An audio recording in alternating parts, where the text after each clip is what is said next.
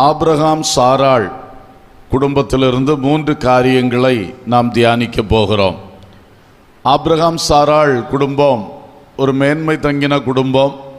பழைய ஏற்பாட்டிலும் புதிய ஏற்பாட்டிலும் அவர்களை குறித்து பல வசனங்கள் எழுதப்பட்டிருக்கிறதை நாம் அறிவோம். முதலாவது ஏசாயா தீர்க்க தரிசன புத்தகம் 51வது அதிகாரத்திலே ஏசாயா 51 முதல் 2 வசனங்களை பார்க்கும் பொழுது, நீதியை பின்பற்றி கர்த்தரை தேடுகிற நீங்கள் எனக்கு செவி கொடுங்கள்.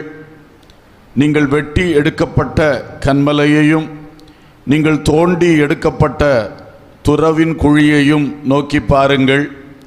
உங்கள் தகப்பனாகிய ஆபிரகாமையும் உங்களை பெற்ற சாராளையும் நோக்கி பாருங்கள்.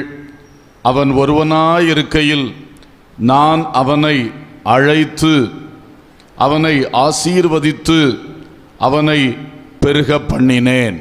அல்லேலூயா.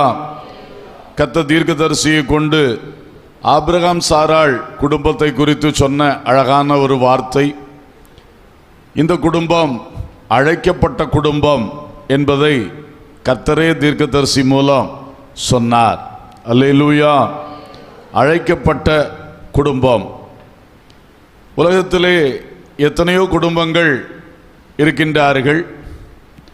அதிலே சில குடும்பங்களுக்கு இந்த பாக்கியம் கிடைக்கிறது, தேவனால் அழைக்கப்பட்ட குடும்பங்கள். ஆமென். தேவனால் அழைக்கப்பட்ட குடும்பங்கள். தேவனால் அழைக்கப்பட்ட குடும்பம் சொல்லும் பொழுது அது ஒரு பெரிய வார்த்தை. தேவ அழைப்பு என்று சொல்லுவது சும்மா கூப்பிடுகிறது மட்டுமல்ல, அந்த அழைப்பு என்பதே ஒரு பெரிய ஒரு பேக்கேஜாக இருக்கிறது. அந்த பேக்கேஜுக்குள்ளே பெரிய பெரிய நன்மைகளும் மேன்மைகளும் சேர்ந்து அடங்கி இருக்கிறது. அல்லேலூயா. கர்த்தர் ஒருவரை சும்மா அழைக்க மாட்டார். தேவனுடைய நோக்கம் பெரிது. அது ஆதி அனாதியாக இருக்கக்கூடிய நோக்கம். அந்த நோக்கம், அந்த திட்டத்தின்படிதான் தேவன் திருவாய் மலர்ந்து அழைப்பை தொனிக்க பண்ணுகிறார். அல்லேலூயா. அது ஆபிரகாமுக்கு கிடைத்தது மிகப்பெரிய ஒரு ஆசீர்வாதம். ஆபிரகாம் சேத்தின் வழி, நோவாவின் வழி, சேமின் வழியான வம்சத்தை சேர்ந்தவர். ஆனால் சரித்திரத்தில் குறிப்புகளில் பார்க்கும் பொழுது ஓரளவு விக்கிரக ஆராதனைக்காரர்களாக அவர்கள் வாழ்ந்து கொண்டிருந்தார்கள். பொதுவாக தேவன் தெரிந்து கொண்ட சந்ததி ஆதாமின் மகன் சேத் வழியாக ஆரம்பித்து நோவாவில் வந்து நோவாவுடைய 3 பிள்ளைகளில் சேம் வழியாக அது வருகிறது. அடுத்தது ஆபிரகாம் வழியாக, தாவீது வழியாக இயேசு கிறிஸ்து அந்த வம்சத்திலே வந்து பிறந்தார். மேசியாவின் வம்சம், தெரிந்து கொள்ளப்பட்ட வம்சம். அதிலே பிறந்த ஆபிரகாம் தான். ஆனால் என்னமோ மெசொப்பொட்டோமியா என்கிறதான நாட்டிலே அவர்கள் வாழ்ந்து வந்த காலங்களிலே அவர்கள் ஜீவனுள்ள தேவனை விட்டு விலகி அவர்கள் வேறு விதமாய் இருந்தார்கள் என்பதைத்தான் நாம் அறிகின்றோம். அப்போஸ்தலர் 7ஆம் அதிகாரத்தில் ஸ்தேவான் சொன்ன வார்த்தைகளை வைத்து பார்க்கும் பொழுது, அந்த மெசொப்பொட்டோமியா நாட்டிலே ஆபிரகாம் இருக்கும் பொழுது மகிமையின் தேவன் ஆபிரகாமுக்கு தரிசனமாகி வா என்று அழைத்தார். நான் உனக்கு காண்பிக்கும் தேசத்துக்கு வா என்று அழைத்தார். கர்த்தருக்கு ஸ்தோத்திரம். அந்த அழகான அழைப்பை ஆபிரகாம் பெற்றார். அப்பொழுது அவர் மகிமையின் தேவனை முதல்ல தரிசனத்தில் கண்ட பொழுது அப்படியே விசுவாசித்தார். அல்லேலூயா.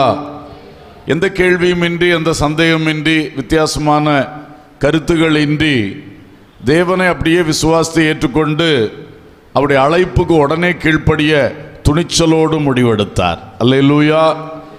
ஏன்னா இது என்னை பின்பற்றப்பா என்று சொல்லக்கூடிய ஒரு அழைப்பு அல்ல. அவர் இருந்த சகல சூழ்நிலைகளையும் விட்டுவிட்டு தேவன் காண்பிக்கிற ஒரு தேசத்துக்கு வரும்படியான ஒரு மாபெரும் அழைப்பு. அந்த அழைப்புக்கு கீழ்ப்படிவது என்று சொல்லுவது கொஞ்சம் சிரமமான காரியம். கர்த்தர் அழைக்கிறார் என்று கன்வென்ஷன்கள் தோறும் நாம் கேட்டுக்கொண்டே இருக்கிறோம். எத்தனையோ பிரசங்கங்களில் இயேசு உங்களை அழைக்கிறார் என்ற வார்த்தையை கேட்கிறோம். ஆனால் ஆபிரகாமுக்கு கொடுக்கப்பட்ட அழைப்பிலே இருந்த விஷயம், அவனுடைய வாழ்க்கை அடியோடு மாற்றப்படுகிற இடம், இனத்தார், ஜனத்தார், பழக்க வழக்கம், அவனுடைய ஆராதனை முறைகள், அவன் இதுவரைக்கும் அவனுக்கு இருந்த விசுவாசம் எல்லாமே அடிப்படையாக ஒரு மாற்றம் காண்கிற ஒரு பெரிய அழைப்பு அவனுக்கு கொடுக்கப்பட்டது. அந்த அழைப்பை அந்த மனுஷன் ஏற்றுக்கொண்டான். அல்லேலூயா.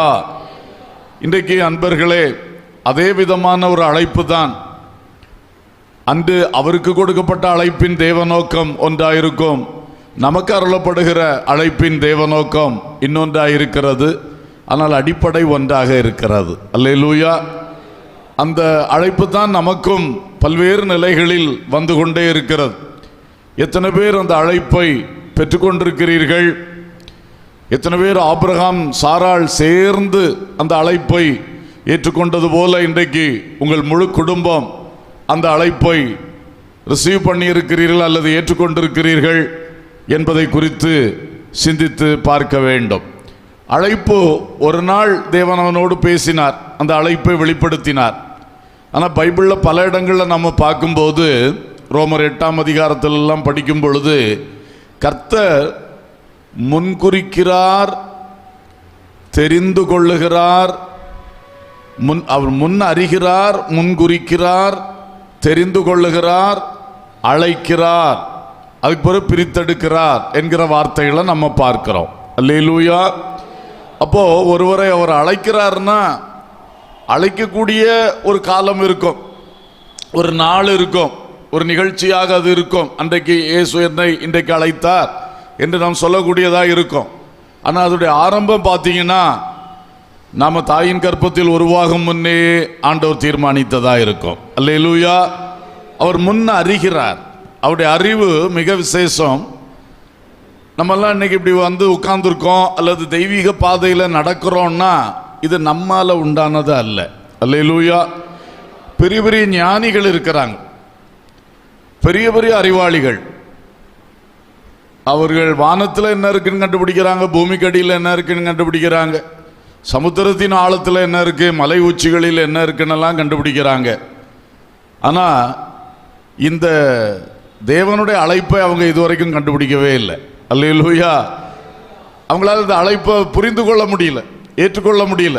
அப்படி இருக்கும் பொழுது பேதைகளாகிய நம்மை, ஒன்றுமற்றவர்களாகிய நம்மை, இன்னும் தகுதியற்றவர்களாய் வாழ்ந்த நம்மை தேவன் அழைத்தார்னா அது அழைப்பு என்பது ப்ரீ டிட்டர்மைன்ட், ஏற்கனவே அவர் முன் குறித்து விட்டார்.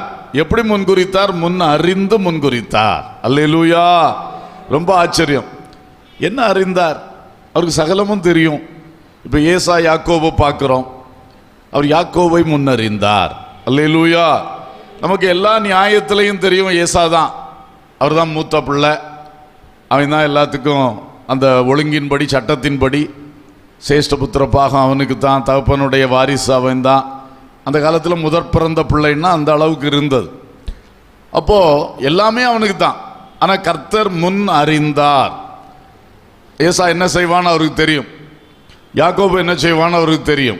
பட்சபாதம் உள்ள தேவன் அல்ல. ஆனால் முன் அறிவின்படி நம்ம வாழ்க்கையிலேயும் அது மாதிரி தான். இன்றைக்கி நம்ம என்ன செய்வோன்னு உள்ளதா நாம் உருவாகும் முன்னே அவருக்கு தெரியும். இது ரொம்ப ஆச்சரியம். ஆண்டவருடைய முன்னறிவு என்று சொல்வது நமக்கு விளங்காத ஒரு புதிர். அல்லேலூயா. அப்போ நம்ம குடும்பத்தின் மேலே நம்மேல் அவருடைய ஒரு முன்னறிவு இருந்ததுன்னா இதை எப்படி சொல்வது? அவ்வளவு ஆழமானது. என்ன, எப்படி நீங்கள் இப்படி இதுக்குன்னு முன்னறிஞ்சிங்க? எப்படி முன்னறிஞ்சிங்க? கடைசியில் அதுக்கு அர்த்தம் கொடுக்க வேண்டும் என்றால் அதுக்கு காரணம் சொல்லணும்னா ஒரே வார்த்தை, கிருபை. ஆமீன். அதெல்லாம நமக்கு வேற விளக்கம் கொடுக்க தெரியாது, இல்லவும் இல்லை. அப்படியே கிருபை. கிருபை என்று சொன்னால் லாயக்கு இல்லாதவர்களுக்கு, தகுதியே இல்லாதவர்களுக்கு கிடைக்கக்கூடியதுக்கு பேர் தான் என்னது? கிருபை, தயவு என்று சொல்லுவது. அல்லேலூயா. ஸ்தோத்திரம். கிரியை செய்கிறவனுக்கு கிடைக்கிறது கூலி என்று எண்ணப்படும் என்று ரோமரில் சொல்லியிருக்கு. அதே வேளையில் ஒருத்தன் கிரியை செய்யாமல் ஒரு நன்மையை பெறுகிறான்னா அது என்னது? கிருபை. கிருபை.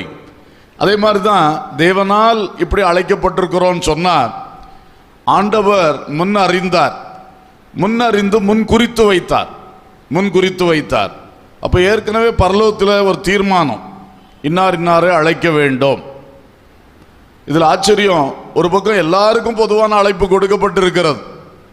அது இருந்தாலும் தேவனுடைய ஞானத்தின்படி அவருக்கு தெரியும், ஒவ்வொருத்தருடைய சூழ்நிலைகள் அவர்களுக்கு தெரியும். ஏன்னா எப்போவுமே நிறைய ஆப்ஷன்ஸ் இருந்து கொண்டே இருக்கிறது மனித வாழ்க்கையில். தெரிந்துகொள், ஜீவனையும் மரணத்தையும் வைக்கிறேன், தெரிந்துகொள். ஆசீர்வாதத்தையும் சாபத்தையும் வைக்கிறேன், தெரிந்துகொள். ஏதேன் தோட்டத்திலும் புசிக்கிற ஜீவ விருட்ச கனியும் வச்சிருந்தார், நன்மை தீமை அறியத்தக்க விருட்சத்தின் கனியும் வச்சிட்டு தெரிந்துகொள். அந்த தெரிந்து கொள்ளுதல் என்கிறது மனுஷனுடைய கையில் இருக்கு. தேவன் ஆப்ஷன்ஸை வச்சு தான் வைக்கிறார். வெறும் நன்மையை மட்டும் வச்சிருந்தாருன்னா எல்லாருமே ஆட்டோமேட்டிக்காக டிஃபால்ட்டாக நன்மையாக தான் இருப்பாங்க. ஒருத்தருக்கும் ஒரு தீமையும் வராது, தப்பும் வராது. ஆனால் ஆண்டவர் தப்பி போறதுக்குள்ள வழியும் திறந்து வச்சு தான் மனுஷனுடைய அந்த தெரிந்து கொள்ளுதலுக்கு இடம் கொடுக்கிறார். எல்லாரும் வருத்தப்பட்டு பாரத் சுமக்கிறவர்களே எல்லாரும் வாருங்கள்னு அழைப்பு கொடுத்துட்டு ஆப்ஷன்ஸை மனுஷன் முன்னால் வைக்கிறார். இவன் எதை தெரிந்து கொள்ளுவான், இவன் எதை தெரிந்து கொள்ளுவான். அப்போ நம்ம வாழ்க்கையில் எதை தெரிந்து கொள்வோம் என்பதை அவர் முன்னறிகிறார். அல்லேலூயா. இது ரொம்ப ஆச்சரியமான ஒரு காரியம். தேவ ஞானம் அதை முன்னறிந்து நம்மளை முன்குறித்து வச்சிருக்கிறார். அல்லேலூயா. அப்புறம் ஏற்ற வேளை வந்த பொழுது அந்த முன்னறிந்து முன்குறிக்கப்பட்டவர்களை ஆண்டவர் அழைக்கிறார். அல்லேலூயா. அப்படித்தான் நமக்கு அழைப்பு வந்தது.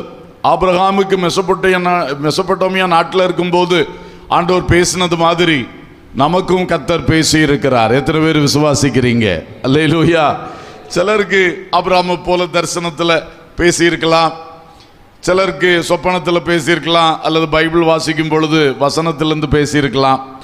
ஊழியக்காரர்களை கொண்டு பிரசங்கம் பண்ணும் பொழுது பரிசுத்த ஆவியானவர் அந்த பிரசங்கங்கள் மூலமும் பேசலாம். பல வழிகளிலே அவர் பேசுகிறார். அப்படித்தான் அழைப்பையும் அவர் வெளிப்படுத்துகிறார். அல்லேலூயா. அந்த அழைப்பு வரும் பொழுது சிலருக்கு பாருங்க, எந்த இதுவுமே தெரியாது, அவுட்வேர்டில் எந்த ஒரு விசிபிளான காரியமும் இருக்காது. மனசுக்குள்ள உள்ளுணர்விலே கர்த்தர் இடைப்படுகிறார், ஆண்டவருடைய சத்தம் தொனிக்கிறது. அல்லேலூயா. அழைத்தார். இந்த அழைப்பு மிக மேன்மை உள்ளது. ஆகவே அழைத்தவர்களை அடுத்து இந்த வசனத்தில் நம்ம பார்க்கிறோம். நான் அவன் ஒருவனாய் இருக்கையில் நான் அவனை அழைத்து அவனை ஆசீர்வதித்து அவனை பெருக பண்ணினேன். அல்லேலூயா. ஸ்தோத்திரம். அப்போ ஆபிரகாமை ஆசீர்வதிப்பதும் பெருக பண்ணுவதும் தேவனுடைய ஒரு பெரிய நோக்கமாக இருந்தது. அந்த குடும்பத்தை ஆண்டவர் பலருக்கு எடுத்துக்காட்டாக முன்வைக்க ஆசைப்பட்டார். தேவ ஆசீர்வாதத்துக்கு ஒரு எடுத்துக்காட்டாக, தேவன் பெருக பண்ணுகிறதுக்கு ஒரு எடுத்துக்காட்டாக தேவன் வைக்க சித்தமாகித்தான் அவர்களை அழைத்தார். அல்லேலூயா. இன்று நம்மை அழைத்த தேவன் நம்முடைய குடும்பத்துக்கு என்ன ஆசீர்வாதத்தை வைத்திருக்கிறார், நம்முடைய குடும்பத்துக்கு எதிலே இது பெருக வேண்டும் என்பதை தேவன் திட்டமிட்டிருக்கிறார். சும்மா அழைக்க மாட்டார், நோக்கமில்லாமல் அழைக்க மாட்டார். அந்த தேவ நோக்கத்திலே நமக்கு மிகுந்த நன்மை உண்டு, தேவனுக்கும் நம்மால் நன்மை உண்டு. அல்லேலூயா. ரெண்டு பக்கத்துக்கும் பிரயோஜனம் கட்டாயம் உண்டு. அதனால தேவன் உங்கள் குடும்பத்தை அழைத்து கிறிஸ்துவுக்குள் கொண்டு வந்திருக்கிறார் என்று சொன்னால் கண்டிப்பாக உங்கள் அழைப்பிலே உங்களுக்கு ஒரு ஆசீர்வாதம் இருக்கிறது, உங்களுக்கு ஒரு பெருகுதலும் கட்டாயம் இருக்கிறது. அதை பெற்றுக்கொள்ளும் வழியிலே நாம் முன் செல்லுகிறோமா? அழைக்கப்பட்ட குடும்பங்களாய் இருக்கிறோம். பைபிள் சொல்லுகிறது, அழைப்புக்கு பாத்திரவான்களாய் நடந்து கொள்ளுங்கள். அல்லேலூயா. அழைப்பு மேன்மை, அதை பற்றி சற்று சொன்னேன். அந்த மேன்மையான அழைப்பை பெற்ற நாம் அதில் இருக்கிற ஆசீர்வாதத்தையும் பெருக்கத்தையும் மற்றும் உள்ள சகல நன்மைகளையும் வாழ்விலே ருசிக்க வேண்டும் என்று சொன்னால் நம்முடைய குடும்பம் அழைக்கப்பட்ட அந்த அழைப்புக்கு பாத்திரமாகும்படி வாழ வேண்டும். அல்லேலூயா. ஸ்தோத்திரம். ஆபிரகாம் அந்த அழைப்புக்கு பாத்திரமாக வாழ்ந்தார். பல காரியங்கள் அவருடைய வாழ்வில் இருக்கிறது. முக்கியமாக அழைப்பை ஏற்றுக்கொண்டு கீழ்ப்படிந்தார். அல்லேலூயா. கீழ்ப்படியாமல் இருந்தால் அந்த அழைப்பு வேலை செய்யவே ஆரம்பிச்சிருக்காது. என்றைக்கு கீழ்ப்படிந்தாரோ அன்றைக்கு தான் தேவனுடைய அழைப்பு அவர் வாழ்விலே அவர் குடும்பத்திலே கிரியை செய்ய ஆரம்பித்தது. எனவே அன்பர்களே, இன்றைக்கு தேவனால் அழைக்கப்பட்ட குடும்பங்களாக கூடி வந்திருக்கும் பொழுது கர்த்தருடைய ஆசீர்வாதங்களை நாம் பெற்றுக்கொள்ள அழைக்கப்பட்டிருக்கிறோம் என்பதை புரிந்து கொள்ளணும். குறிப்பாய் புதிய ஏற்பாட்டு விசுவாசிகளுக்கு தேவன் வைத்திருக்கிற ஆசீர்வாதம் 3 வகைப்படும். 1 பூமிக்குரிய நன்மைகள், 2 ஆவிக்குரிய ஆசீர்வாதங்கள், 3 பரலோக பொக்கிஷங்கள். அல்லேலூயா. இந்த 3ம் சேர்ந்தது தான் பைபிள் மெய்யான ஆசீர்வாதம்னு நமக்கு காண்பிக்கிறது. மனுஷன் ஆசீர்வாதம் என்று சொன்ன உடனே உலகத்தில் உள்ள பொருட்களின் ஆசீர்வாதத்தை மட்டும்தான் மனசில் கொண்டு வருவான். நம்மிலும் பலர் அப்படித்தான். கர்த்தர் உன்னை ஆசீர்வதிப்பேன் என்று சொன்னால் நிறைய பணத்தை தருவார், கட்டடத்தின் மேலே கட்டடத்தை தருவார், அதை தருவார், இதை தருவார்னு பூமிக்குரிய கண்ணால் காண்கிற விஷயத்தை மட்டும்தான் செய்வோம், நினைப்போம். அது ஒரு பகுதி தான். ஆனால் அது மட்டும் ஆசீர்வாதம் ஆகாது. அல்லேலூயா. கர்த்தர் தருகிறார். பூமியில் உள்ள நன்மைகளை தருவது அவருடைய சித்தம். இயேசு பிரசங்கம் பண்ணும் பொழுது முதலாவது தேவனுடைய ராஜ்யத்தையும் அவருடைய நீதியும் தேடுங்கள், அப்பொழுது இவைகளெல்லாம் உங்களுக்கு கூட கொடுக்கப்படும். எவைகள்? உணவு, உடை, நாளை தினத்துக்குரிய ஆசீர்வாதம். இதை பற்றி சொல்லிட்டு தான் அவர் இந்த வார்த்தையை சொன்னார். காகங்களை கவனித்து பாருங்கள், அல்லது ஆகாயத்து பட்சிகளை கவனித்து பாருங்கள்னு ஆரம்பித்தார். உணவுக்காக நீங்கள் கவலைப்படாதீங்க, வஸ்திரத்துக்காக கவலைப்படாதீங்க, நாளை தினத்துக்காக என்ன பண்ணாதீங்க, கவலைப்படாதீங்க. உங்கள் சரீரத்தை பற்றி நீங்கள் என்ன பண்ணாதீங்க, கவலைப்படாதீங்க. இதை பற்றி சொல்லிட்டு தான் சொன்னார், நீங்கள் முதலாவது தேவனுடைய ராஜ்யத்தையும் அவருடைய நீதியும் தேடுங்கள், அப்பொழுது இவைகளெல்லாம், இந்த பூமியில் உள்ள காரியங்கள், பூமிக்குரிய நன்மைகள் எல்லாம் உங்களுக்கு கூட கொடுக்கப்படும். அல்லேலூயா. கூடன்னு சொன்னால் என்ன? அதோடு கூட இதுவும், அதான் அர்த்தம். தேவ ராஜ்யம் உங்களுக்கு கிடைக்கும், தேவ நீதி உங்களுக்கு கிடைக்கும், அதோடு கூட ஆண்டவர் உங்களுக்கு நியமித்திருக்கிற பூமிக்குரிய நன்மைகளும் உங்களுக்கு கிடைக்கும். அல்லேலூயா. ஸ்தோத்திரம். அதுதான் ஆண்டவர் சொல்லுகிறார். இன்னும் ஆண்டவருடைய வசனத்தில் பார்க்கிறோம், நன்மையான எந்த ஈவும் பூர்ணமான எந்த வரமும் பரத்திலே உருவாகி ஜோதிகளின் பிதாவினிடத்திலிருந்து இறங்கி வருகிறது. அல்லேலூயா. அப்போ மக்களுக்கு நன்மையான ஈவுகள், அது பூமிக்குரிய நன்மைகள். பூர்ணமான வரங்கள் சொன்னால் ஆவிக்குரிய ஆசீர்வாதங்கள். இந்த ரெண்டுமே பரத்திலே உருவாக்கப்படுகிறது. அல்லேலூயா. பரத்திலே உருவாக்கப்பட்டு ஜோதிகளின் பிதாவானவர் ஏற்ற வேளையில் நமக்கு அனுப்பி தருகிறார். அழைக்கப்பட்டவர்களுக்கு அது உருவாக்கப்படுகிறது. அழைக்கப்பட்ட ஒவ்வொருவருக்கும் ஆசீர்வாதங்கள் முன்குறிக்கப்பட்டிருக்கின்றன. உங்கள் குடும்பத்துக்காக ஏதோ ஒரு தியரி மாதிரி போகாமல் உங்கள் குடும்பத்தை வச்சே நீங்கள் ஆலோசித்துட்டு வாங்க. அப்போ தான் அது நடைமுறையாக உங்களுக்கு பிரயோஜனப்படும். உங்கள் குடும்பத்துக்கு என்ன நன்மை வச்சிருக்கிறார்? கல்வியின் ஆசீர்வாதம், வேலை வாய்ப்பின் ஆசீர்வாதம், பொருளாதாரத்தின் ஆசீர்வாதம், வீடு வைக்கிற ஆசீர்வாதம், வாகனங்கள் வாங்குகிற ஆசீர்வாதம், எத்தனையோ தேவைகள் இருக்கிறது, பூமிக்குரிய நன்மைகள். இதிலே நாம் கடன்பட்டு போகாதபடி, கட்டுகளுக்குள் ஆகாதபடி, நஷ்டப்பட்டு போகாதபடி, வெறுமையாய் போகாதபடிக்கு கர்த்தர் அழைக்கப்பட்ட பிள்ளைகளுக்கானதை பரத்திலே உருவாக்குறார். அது நன்மையான ஈவுகள். அல்லேலூயா. அந்த ஈவுகள் ஏற்ற வேளையிலே இறங்கி வரும்படி செய்கிறார். அல்லேலூயா. அதை நாம் பெற்றுக்கொள்வோம். பெற்றுக்கொள்வதற்கு அழைப்புக்கு பாத்திரவான்களாக வாழ்ந்து கொண்டிருந்தால் போதும், அதை நிறைவாக கர்த்தர் தருவார். அல்லேலூயா. நாளை தினத்துக்காக கவலைப்பட வேண்டாம்னு சொன்னார். ஏன்? அதெல்லாம் பரத்திலே அவர் உருவாக்கிட்டு இருக்கிறார். அதனால தான் அவர் சொன்னார், நீ கவலைப்படாத. நீ எங்கே போய் உருவாக்க போகிற? உன்னால் எப்படி உன் குடும்பத்துடைய நன்மையை நீ உருவாக்க முடியும்? உன் பிள்ளையுடைய காரியத்துக்கு நீ என்ன உருவாக்கி கொள்ள முடியும்? ஆனால் என் மகனே, என் மகளே, நீ அழைக்கப்பட்டவன், அழைக்கப்பட்டவள். உன் குடும்பத்துக்கான ஆசீர்வாதம் பரத்திலே உருவாக்கப்படுகிறது. அல்லேலூயா. அது ஜோதிகளின் பிதாவினிடத்திலிருந்து என்ன பண்ணுகிறது? இறங்கி வருகிறது. ஸோ இந்த விசுவாசம் நமக்கு வேணும். நம்மை ஆசீர்வதிக்கிற கர்த்தர் பரத்திலே திட்டமிட்டு அங்கே உருவாக்கி நமக்கு அனுப்பி தருகிறார். அல்லேலூயா. அப்போ அழைக்கப்பட்ட பிள்ளைகள் எந்த ஒரு காரியத்துக்கும் பரத்தைத்தான் நோக்கி பார்க்கணும். ஆமென். நம்ம பூமியை நோக்கி பார்க்கிறவர்கள் எல்லாம் எல்லாத்துக்கும் எங்கே நோக்கி பார்க்கணும்?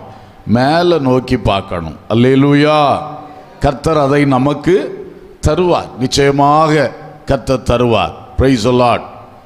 கோழி தனக்கு கொண்டு வேணும்னா பூமியை தான் போய் நோண்டும், பூமியில் போய் கிண்டும் இல்லையா? கிளி போன்ற சில பறவைகள், அவைகளுக்கு நீங்கள் பார்த்தீங்கன்னா பழங்கள் தான் வேணும், அவைகள் மேலே தான் பார்க்கும். அது மாதிரி நம்மளும் சும்மா கோழியை மாதிரி பூமியை கிண்டுகிறதுக்கு அழைக்கப்பட்டவர்கள் அல்ல, நாம் எப்பொழுதும் உன்னதத்துக்கு நேராக அழைக்கப்பட்டவர்கள். அல்லேலூயா. நம்ம எண்ணம் கவனமே அங்கே தான் போகணும். வாழ்க்கையில் வீட்டில் சாதா ஒரு காரியம் அது வந்தாலும் உடனே ஆண்டவரே என்று தான் நம்முடைய கவனம் போக வேண்டும். அல்லேலூயா. முதல் சிந்தையே இயேசுவே, ஆண்டவரே, அப்பா என்று போக ஆரம்பிச்சிட்டுன்னா அதுவே அழைப்புக்கு பாத்திரமான ஒரு நடை. அல்லேலூயா. ஏன்னா நமக்கு நல்ல ஒரு தெளிவு வந்துருச்சு. நம்ம அழைக்கப்பட்ட குடும்பம், நமக்கு ஒரு காரியம்னா எங்கே தான் வரணும்? அங்கே சாங்ஷன் பண்ணப்படணும், அங்கே உருவாக்கப்படணும், ப்ரொடியூஸ் பண்ணப்படணும், அப்புறம் தான் அது இறங்கி வரும். அல்லேலூயா.